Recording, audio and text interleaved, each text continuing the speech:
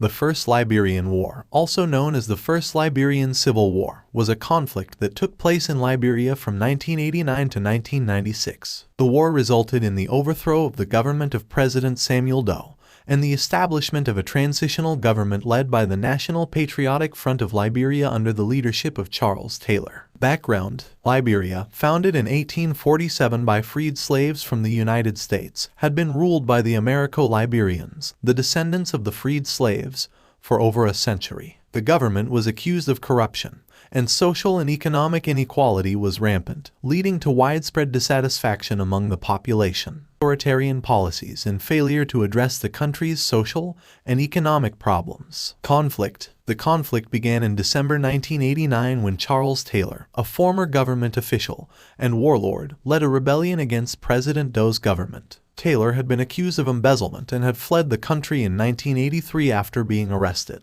Taylor's NPFL quickly gained support from other rebel groups and began to capture territory in the northern part of Liberia. The war soon escalated into a brutal conflict that involved widespread violence, including the use of child soldiers, massacres of civilians, and rape. The conflict drew in other African countries, with the Economic Community of West African States sending a peacekeeping force to Liberia in 1990. However, the peacekeeping mission was ineffective in stopping the violence, and the conflict continued. Outcome: the conflict ended in 1996 with the signing of the Abuja Accords, which led to the formation of a transitional government, and the election of Charles Taylor as president in 1997. The war resulted in the deaths of an estimated 250,000 people and displacement of over 1 million people. The conflict also had significant economic consequences, with the destruction of infrastructure and a decline in foreign investment. Conclusion: the First Liberian War was a brutal conflict that exposed the deep-seated social